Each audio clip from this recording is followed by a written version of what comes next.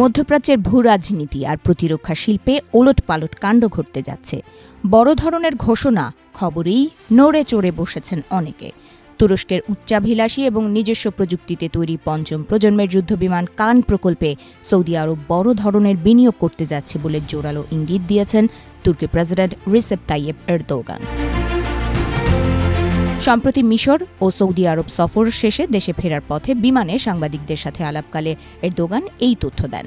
তিনি জানান, রিয়াদ এবং আঙ্কারার মধ্যে প্রতিরক্ষা শিল্পে সহযোগিতার যে চুক্তিগুলো স্বাক্ষরিত হয়েছে সেগুলোকে আরও শক্তিশালী করতে উভয় দেশই বদ্ধপরিকর। বিশেষ করে কান যুদ্ধ বিমান প্রকল্পে সৌদি আরবের যৌথ বিনিয়োগের বিষয়টি এখন যে কোনো মুহূর্তে বাস্তবায়িত হতে পারে বলে তিনি অত্যন্ত আশাবাদ ব্যক্ত করেছেন। তুরস্কের এই নিজস্ব যুদ্ধ বিমান তৈরির যাত্রাটি বেশ কৌতূহল জাগানিয়ার সাথে চ্যালেঞ্জিং। 2010 সাল থেকেই তুরস্ক আধুনিক যুদ্ধবিমান তৈরির পরিকল্পনা করে আসছিল, কিন্তু 2019 সালে রাশিয়ার কাছ থেকে S-400 ক্ষেপণাস্ত্র প্রতিরক্ষা ব্যবস্থা কেনার পর আঙ্কারাকে যখন মার্কিন নেতৃত্বাধীন F-35 প্রোগ্রাম থেকে বের করে দেয়া হয়, তখন এই কান প্রকল্পের গুরুত্ব কয়েক গুণ বেড়ে যায়। মার্কিন নিষেধাজ্ঞার মুখে পড়ে তুরস্ক তাদের বিমান বাহিনীকে আধুনিকায়ন করার জন্য নিজস্ব সক্ষমতার উপর পুরোপুরি নির্ভর করতে শুরু করে। তবে একটি পঞ্চম প্রজন্মের যুদ্ধবিমান তৈরির প্রক্রিয়া যেমন প্রযুক্তিগতভাবে জটিল, তেমনি এটি অত্যন্ত ব্যয়বহুল। এই বিশাল আর্থিক বোঝা ভাগ করে নিয়ে প্রকল্পের গতি বাড়াতে তুরস্ক শুরু থেকেই আন্তর্জাতিক অংশীদার খুঁজছিল। প্রেসিডেন্ট এরদোগানের সাম্প্রতিক বক্তব্যে স্পষ্ট, সৌদি আরব এই শূন্যস্থান পূরণে গুরুত্বপূর্ণ ভূমিকা পালন করতে পারে। সৌদি আরব বর্তমানে তাদের প্রতিরক্ষা খাতকে ঢেলে সাজাচ্ছে এবং শুধু বিদেশ থেকে অস্ত্র আমদানির পরিবর্তে স্থানীয়ভাবে উৎপাদনের দিকে মনোনিবেশ করছে। তুরস্কের সাথে এই যৌথ বিনিয়োগ রিয়াদের সে লক্ষ্য পূরণে সহায়ক হতে পারে। ইতোপূর্বে ইন্দোনেশিয়া এই প্রকল্পের সাথে যুক্ত হয়েছে।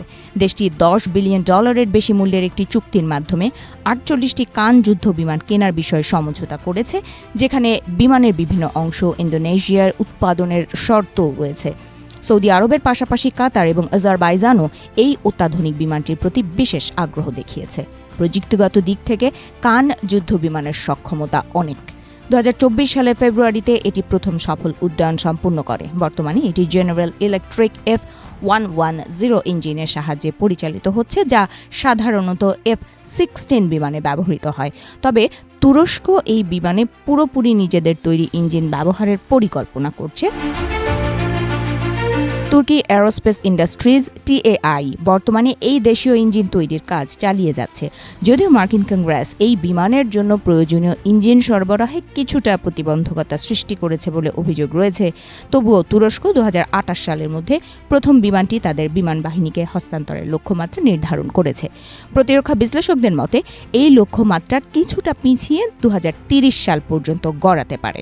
তবে এটি যে তুরস্কের জন্য বিশাল মাইল ফলক হতে যাচ্ছে তাতে কোনো সন্দেহ নেই।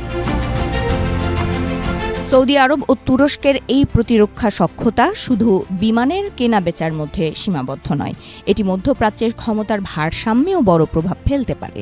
দীর্ঘ সময় শীতল সম্পর্কের পর দেশ দুটির মধ্যে যে নতুন সমীকরণ তৈরি হয়েছে, তাতে প্রতিরক্ষা শিল্প বড় অনুঘটক হিসেবে কাজ করছে। বিশেষ করে সৌদি আরবের বিপুল আর্থিক সক্ষমতা এবং তুরস্কের ক্রমবর্ধমান সামরিক প্রযুক্তি একে অপরের পরিপূরক হিসেবে দেখা দিচ্ছে। যদি এই যৌথ বিনিয়োগ সফল হয়, তবে মধ্যপ্রাচ্যের মুসলিম দেশগুলোর মধ্যে প্রতিরক্ষা খাতে এক শক্তিশালী জোট গড়ে ওঠার সম্ভাবনা তৈরি হবে। এতে করে পশ্চিমা দেশগুলোর ওপর প্রতিরক্ষা নির্ভরতা যেমন কমবে, তেমনি আঙ্কারা ও রিয়াদ উভয় দেশই আন্তর্জাতিক অস্ত্র বাজারে গুরুত্বপূর্ণ খেলোয়াড় হিসেবে নিজেদের প্রতিষ্ঠিত করতে পারবে।